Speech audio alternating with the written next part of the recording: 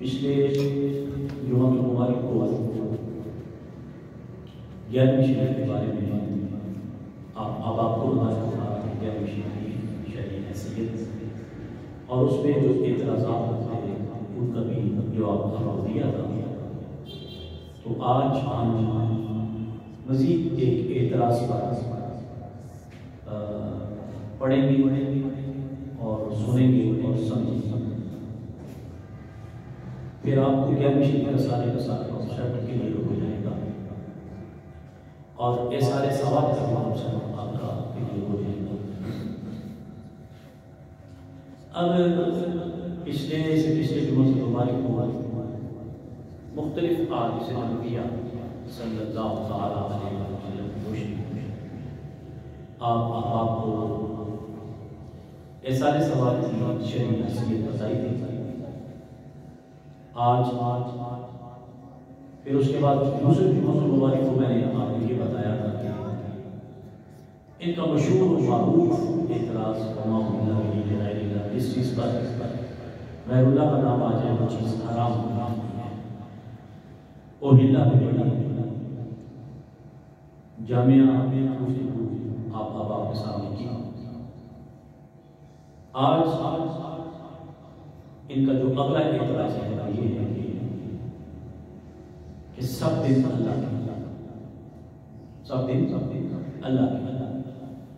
تخصیص کیوں کرتے ہیں. تو اس کا جواب یہ ہے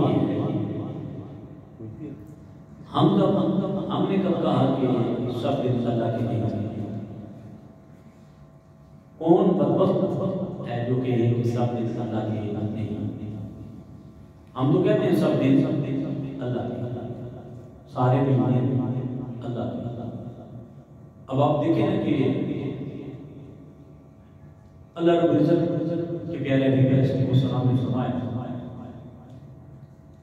رجب رب کا مہینہ تخصیص ہو گئی. شعبان میرا مہینہ تخصیص ہو گئی. پھر فرمایا کہ رمضان کے امت کا مہینہ تخصیص ہو گئی. اب باقی جو 9 مہینے ہیں وہ کدھر جائیں گے. ایک مہینے کو اللہ نے اپنا مہینہ کہہ دیا, ایک مہینے کو اللہ نے آقا کریم کا مہینہ کہہ دیا, ایک مہینے کو اللہ نے امت مصطفیٰ کا مہینہ کہہ دیا.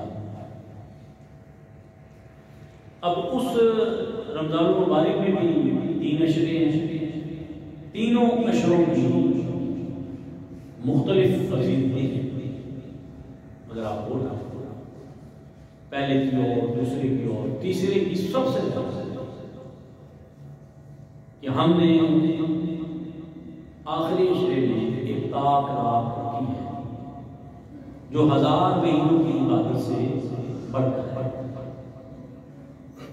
اب یہ سوال آتا ہے کہ سب دن اللہ کے سارے روز رہنا تو پھر یہ کیوں کہا. پھر اس کے بعد اگلی جو بات آتی ہے یہ ہے سب دن اللہ سبحانہ نے فرمایا جمعہ تمام ایام کا سردار ہے. کیا فرمایا؟ جمعہ تمام ایام کا سردار ہے. اب جمعے کو تمام دنوں کا سردار کہتے ہیں. اب آگے فرمایا کہ جو جمعرات اور جمعے کی درمیانی شب ایمان کی حالت میں اس دنیا سے جائے گا اس سے سوال و جواب نہیں ہوں گے. کیوں؟ سب دن اللہ. اب تخصیص نسبت فضیلت سمجھائی نہیں ہے آپ کو بتاتے ہیں. پھر اب دیکھیں سارے انسان کس کی سارے اب بندے اللہ کی. اس میں سے 1,20,000 روپیہ پھر اس میں سے بھی 4 نبیوں کو چنا گیا. پھر اس میں سے بھی ایک نبی کو چنا گیا جس کا نام محمد مصطفیٰ صلی اللہ تعالیٰ علیہ وسلم ہے. اب آپ کو سمجھیں چاروں کتابیں کس کی؟ قرآن کو فضیلت کیوں قرآن کو فضیلت کیوں؟ پھر سارا قرآن اللہ کا ہے، سارا قرآن کس کا ہے؟ اللہ کا ہے۔ اگر میں 3 دفعہ اِنَّا أَعْطَيْنَاكَ الْكَوْثَرَ پڑھوں تو مجھے پورے قرآن کا ثواب ملے گا؟ نہیں۔ جب میں 3 دفعہ سورہ اخلاص پڑھوں گا تو مجھے کس کا ثواب ملے گا؟ پورے قرآن کا۔ وجہ سمجھے گی؟ پھر اس کے بعد سورہ رحمان ہے، سورہ یاسین۔ سورہ یاسین کیا ہے؟ قرآن کا دل۔ باقی سورتیں بات سمجھے گی؟ اب یہ پھر تو رات بھولی جی وجہ تو جواب آئے گی نسبت۔ جواب کیا آئے گا؟ نسبت۔ اب دن 10واں رات 11ویں ہم لوگ مقرر کرتے ہیں تو یہ بھی نسبت ہے۔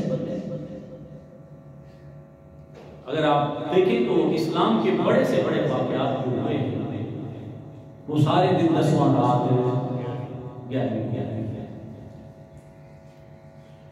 ضروری نہیں کہ آپ فرض نہیں ہے کہ آپ کے دن 10واں رات 11ویں ہے۔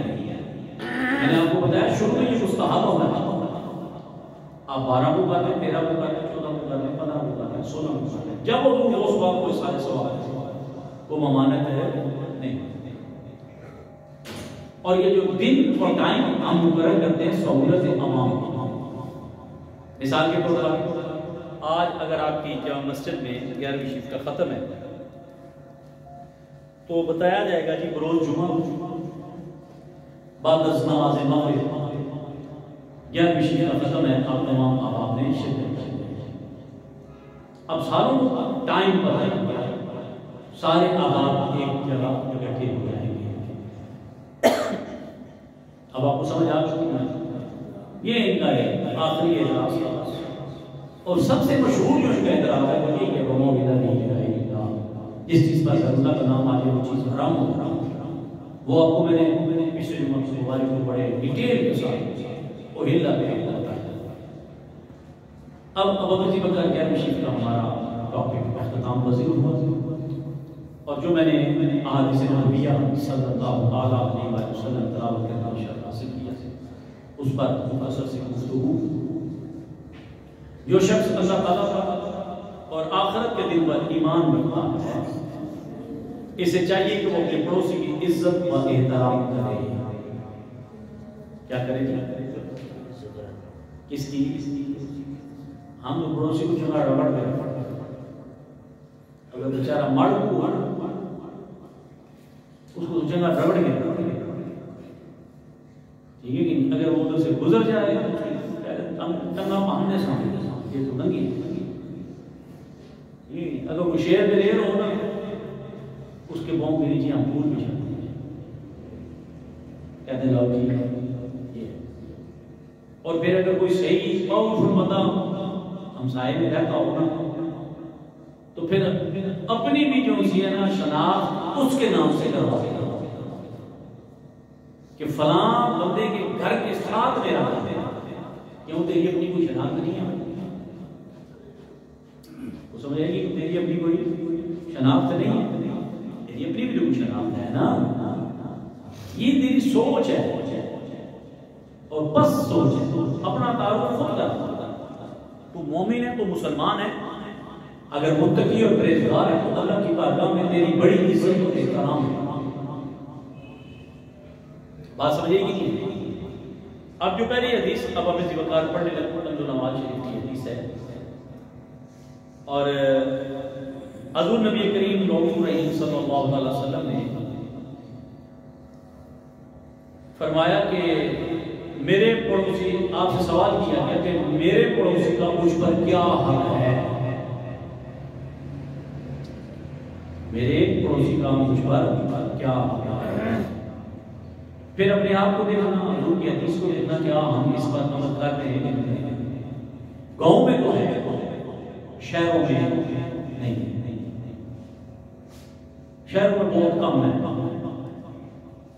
سب سے پہلے آقا کریم علیہ السلام نے فرمایا اگر وہ بیمار ہے یا بیمار ہو جائے تو اس کی بیماری کو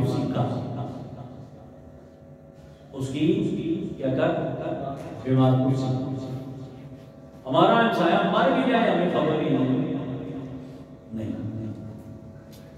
ہمیں خبر نہیں آگے جو نظام اور سسٹم تھا تو ٹوٹلی تبدیل ہے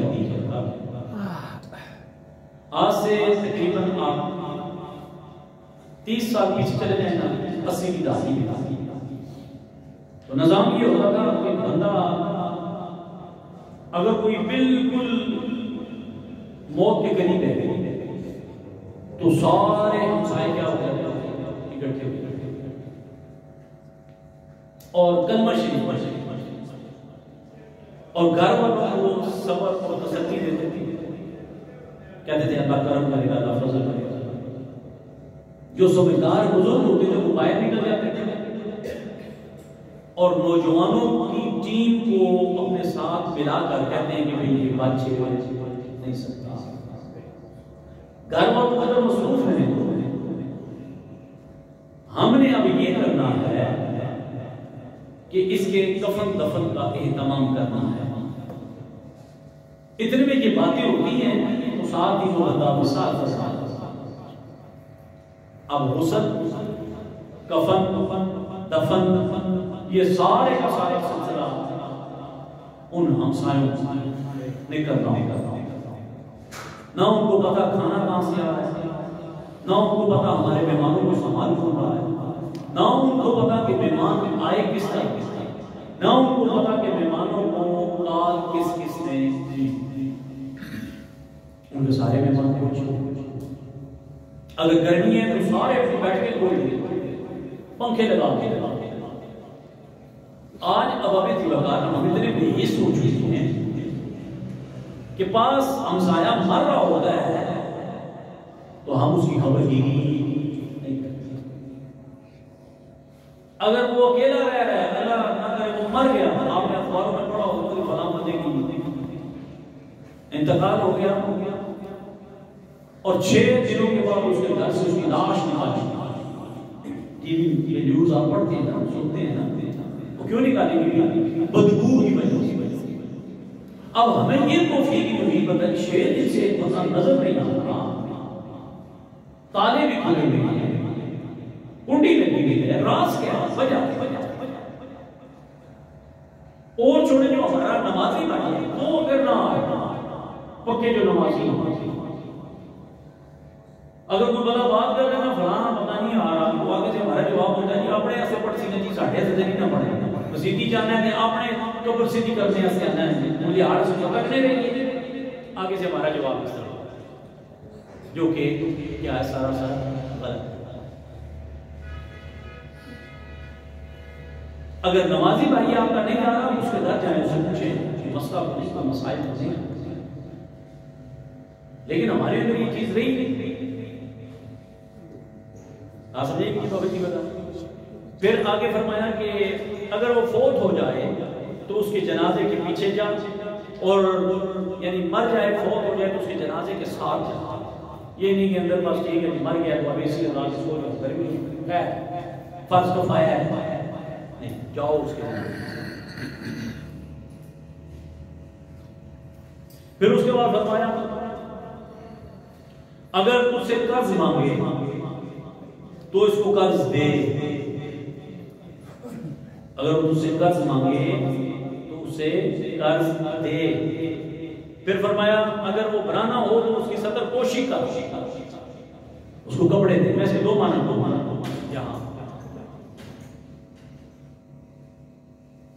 ایک تو کپڑے والا ہو گیا ایک یہ ہو گیا آپ ایک جملہ بولتے ہو جب کوئی بندہ انگلی اٹھاتا ہے کسی بندے پر آگے سے وہ بندہ ایک جواب مجھ کو دیتا ہے ایک یا ہم میں سب ہی نہیں یہ آپ نے مثال زلزلہ میں سب سنی یعنی تیرے گناہ مجھ سے پوشیدہ نہیں میرے گناہ مجھ سے پوشیدہ نہیں اگر تجھے ہمسائے کی کوئی کمزوری مل جائے ٹھیک ہے یہ نہیں کہ تو اپنے گناہوں کو بتاتا اور تیرے پیٹ میں درد رہے کہ بھئی اس نے یہ گناہ کیا ہے میں جب تک بتا نہ لوں تو یہ سکون نہیں ہے اور 70 بندوں کو بتا کر پھر بھی ہمیں سکون نہیں نہیں. اور آقا کریم علیہ السلام کو فرمانے ارشاد اس کو جس نے آج کسی کا پردہ رکھا کل بروز قیامت اللہ رب العزت اس کا پردہ رکھے گا. سبحان اللہ. ہم رکھتے ہی نہیں. ہم تو کہتے ہیں فوراً ایک سیکنڈ پتہ ہے. اور آج اگر کسی کے گناہوں کی پردہ ڈالو گے اللہ رب العزت آپ کو اس کی اصلاح کہ بھئی یہ کام بلا. پھر اگر فرمایا اگر اس سے کوئی خیر و بھلائی پہنچے تو اس کو مبارکباد دے. کیا دے جی؟ مبارکباد. آج ہمیں پتہ لگ گیا فلاں کا بیٹا کی پروموشن ہوئی ہے تو آگے سے ہمارا جواب بڑا تعلق ہوتا ہے. ساڑھے اس پہ ہوئی صاحب نے صاحب اس نے مبارکہ دینے لگی ہے. یہ ہمارا آگے سے جواب. اگر اس کو کوئی نقصان پہنچے کوئی مصیبت آئی کیا جی اگر کوئی اس کو مصیبت پہنچے تو اس کی تعزیت کا اس سے افسوس کا اس کے پیر پاس کا اس کی دل جوئی کا. ٹھیک ہے کہ ہمیں پتہ لگ گیا فلاں بندے کے ساتھ یہ مسئلہ درپیش آ گیا تکین اللہ کی پکڑی چاہ گئی. ہمارا آگے سے جواب ہے تکین اللہ کی پکڑی چاہ میں نے تو ہمارا سامنا نہیں پکڑی چاہ تکین آگے. اب اپنے بارے میں ہم آگے سوچتے نہیں ہیں. جب ہم پر وہ مصیبت آتی ہے تو ہمارا آگے سے جواب ہوتا ہے یہ اللہ کا امتحان ہے. جب کسی پر آتی ہے تو ہم کہتے ہیں یہ کیا ہے بولے جانے کیا ہے اللہ کی پکڑ ہے. جب اپنے پہ آئے تو اللہ کا امتحان. اگر آپ پر اللہ کا امتحان ہے تو اس پر بھی اللہ کا امتحان ہے. پھر اب آپ جی وقار فرمایا اگلی جو جملہ ہے وہ بڑا سننے میں اور اس کی عمارت سے زیادہ بلند عمارت نہ بنا جس کی وجہ سے اس کی طرف ہوا جانے سے رک جائے.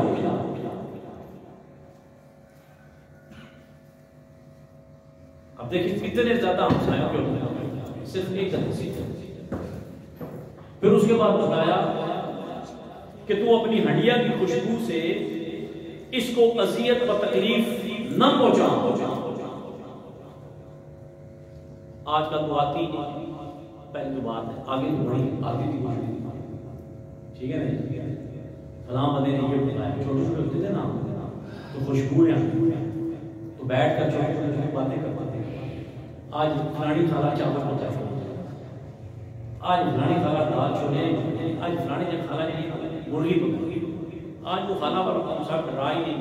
اللہ معاف فرمائے انٹی والا کنسرٹ آ گیا تھا. انٹی کچھ پتہ نہیں کیا ہو گیا کیوں شاہ جی یہ ساڑی انٹی ہے بس خالہ جو سے بمانا ہوں میں ہاں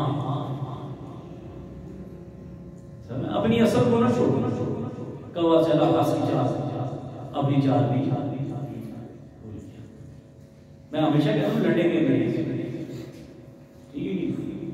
بڑی عزت بڑی چاچی تائی چاچی اماں تائی اماں خالہ پھپھو اور کئی گھروں میں یہ رواج تھا بڑی امی چھوٹی امی تائی کو بڑی امی کہتے ہیں اور چاچی کو چھوٹی امی کہتے ہیں.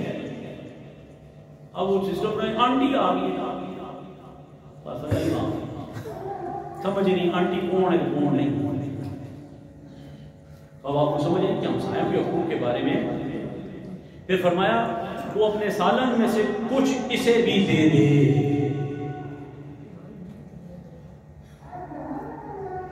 میرے سمیت میں اپنے آپ کو نہیں کہتا میں نے ہمیشہ آپ کی بات کی میں اپنے آپ کو پہلے میرے سمیت کون ہے جو اپنے ہمسایوں کو سالن دیتا ہے پوچھتے ہی نہیں. اگر خامد کے آنے بھی کوئی ہمسایوں کو سالن دے دے ہماری سوچیں اتنی نیگیٹو ہو چکی ہیں اتنی نیگیٹو ہو چکی ہیں، تو آگے سے بیوی کہتی ہو انہوں کو کاٹتے ساڑھے کو زیادہ چنگا کرتے ہیں، آگے سے جواب نہیں۔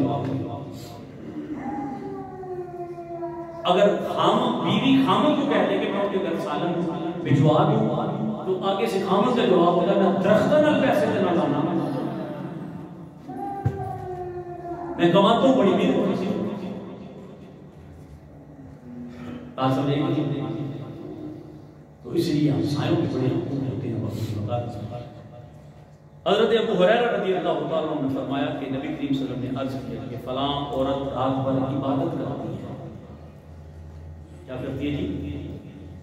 اور دن بھر روزہ رکھتی ہے اور نیک کام بہت کرتی ہے، سب کا خیرات بھی خوب کرتی ہے، لیکن وہ اپنی زبان درازی کے سبب اپنے پڑوسیوں کو نصیحت اور تکلیف پہنچاتی ہے۔ بس ایک چھوٹا سا کیا جی، گھر صاف کیا، گھر پڑوسیوں کے صاف کیا،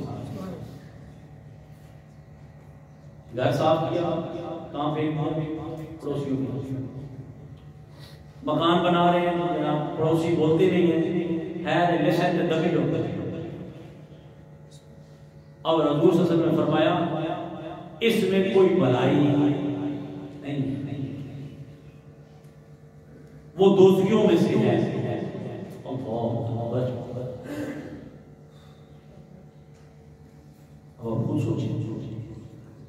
پھر اس کے فلاں اور صرف بچگانہ نمازیں ادا اور تھوڑا بہت سب خیرات بھی کرا، لیکن وہ کسی کو تکلیف نہیں دیتے، یعنی اپنے پڑوسیوں کو تکلیف نہیں دیتے۔